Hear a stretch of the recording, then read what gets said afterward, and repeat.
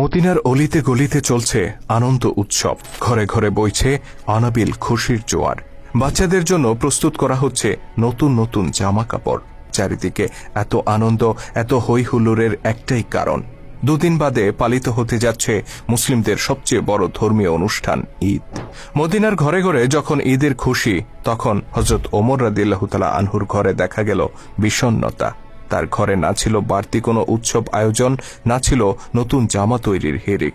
অথচ ওমর রাদিয়াল্লাহু তাআলা আনহু তখন মুসলিম জাহানের খলিফা, অর্ধ দুনিয়ার শাসক তিনি। তা সত্ত্বেও নিজের কিংবা পরিবারের জন্য একটি নতুন জামা তৈরির আর্থিক সঙ্গতি তার ছিল না। এই যখন অবস্থা, তখন খলিফা ওমর রাদিয়াল্লাহু তাআলা আনহুর স্ত্রী উম্মে কুলসুম রাদিয়াল্লাহু তাআলা আনহা তাকে বললেন, আমাদের জন্য নতুন কাপড় না হলেও চলবে, কিন্তু ছোট্ট বাচ্চাটি নতুন কাপড়ের জন্য কান্না করছে, অন্তত তার জন্য একটি নতুন জামার ব্যবস্থা করুন।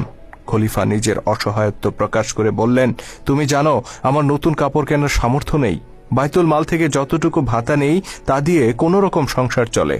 উম্মে কুলসুম রাদিয়াল্লাহু তাআলা আনহা তখন খলিফাকে পরের মাসের বেতন থেকে কিছু টাকা অগ্রিম নিয়ে বাচ্চাটিকে নতুন জামা কিনে দেওয়ার অনুরোধ করলেন। স্ত্রীর অনুরোধে খলিফা ওমর রাদিয়াল্লাহু তাআলা আনহু চিঠি লিখলেন রাসূল সাল্লাল্লাহু আলাইহি সাল্লামের আরেক প্রিয় সাহাবী আবু ওবায়দা রাদিয়াল্লাহু তাআলা আনহুর কাছে। আবু ওবায়দা তখন রাষ্ট্রীয় কোষাগার বাইতুল মালের দেখাশোনা করতেন। চিঠিতে খলিফা 1 মাসের অগ্রিম ভাতা চেয়ে অনুরোধ করলেন আবু ওবায়দা রাদিয়াল্লাহু তাআলা আনহুকে। সারা মুসলিম জাহানের খলিফা যিনি, অর্ধ পৃথিবীর শাসক যিনি, সেই ওমরের এমন চিঠি পেয়ে আবু ওবায়দা চোখের পানি ধরে রাখতে পারলেন না। তিনি কান্নায় ভেঙে পড়লেন। তবে তিনি নিজের এই আবেগকে নিয়ন্ত্রণ করলেন।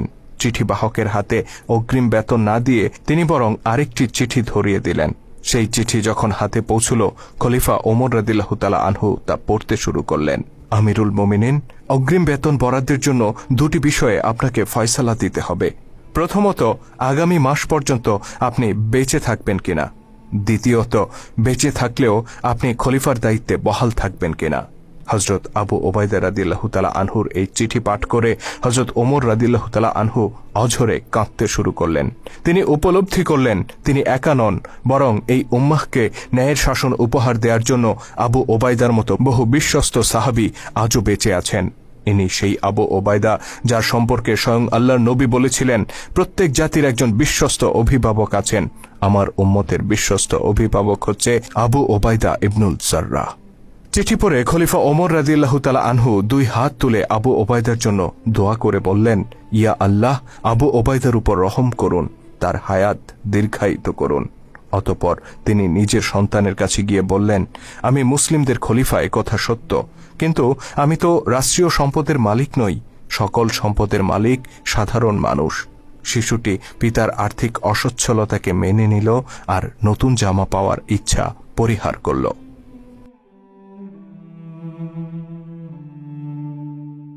খলিফা হিসেবে দায়িত্ব নেয়ার পর থেকেই হযরত ওমরের সংসারে নেমে এসেছিল অভাব অনটন। পরিবার পরিজন নিয়ে খেয়ে পরে বেঁচে থাকার জন্য নিতান্ত যতটুকু প্রয়োজন ছিল, রাষ্ট্রীয় কোষাগার থেকে ঠিক ততটুকুই ভাতা গ্রহণ করতেন তিনি। সামান্য আরামায়েশ কিংবা সন্তানদের শখ আহ্লাদ পূরণ করার জন্য বাড়তি কোনো সুযোগ সুবিধা তিনি গ্রহণ করতেন না। একবার হযরত আলী রাদিয়াল্লাহু তাআলা আনহু, ওসমান রাদিয়াল্লাহু তাআলা আনহু ও তালহা রাদিয়াল্লাহু তাআলা আনহু পরামর্শ করলেন যে খলিফার এই মাসোহারা যথেষ্ট নয়, তাকে বাইতুল মাল থেকে আরও কিছু অর্থ বাড়িয়ে দেওয়া উচিত।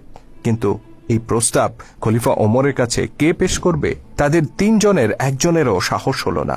অবশেষে ওমর রাদিয়াল্লাহু তাআলা আনহুর কন্যা ও রাসূল সাল্লাল্লাহু আলাইহি সাল্লামের স্ত্রী হাফসা রাদিয়াল্লাহু তাআলা আনহার কাছে গিয়ে তারা তাকে এই প্রস্তাব উত্থাপনের অনুরোধ করেন। হাফসা রাদিয়াল্লাহু তাআলা আনহা পিতার নিকট এই প্রস্তাব তুলতেই তিনি ক্ষিপ্ত হয়ে উঠলেন। জানতে চাইলেন কারা এই প্রস্তাব দিয়েছে। আম্মা হাফসা রাদিয়াল্লাহু তাআলা আনহা কোনো উত্তর দিলেন না। খলিফা বললেন, যদি তাদের নাম জানতে পারতাম তাহলে পিটিয়ে লাল করে দিতাম। অতঃপর তিনি কন্যা হাফসাকে জিজ্ঞেস করলেন, তুমি তো রাসূল সাল্লাল্লাহু আলাইহি সাল্লামের সহধর্মিণী ছিলে, তুমি জানো রাসূল সাল্লাল্লাহু আলাইহি সাল্লাম কি ধরনের পোশাক পরতেন, কি ধরনের খাবার গ্রহণ করতেন, কি ধরনের বিছানায় তিনি ঘুমোতেন। বলতো, আমার পোশাক, আমার খাবার, আমার শয্যা কি তার চাইতে নিকৃষ্ট?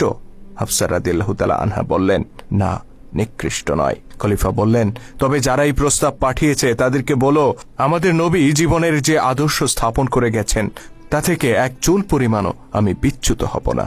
এই ছিল একজন সত্যিকার মুসলিম শাসকের আদর্শ।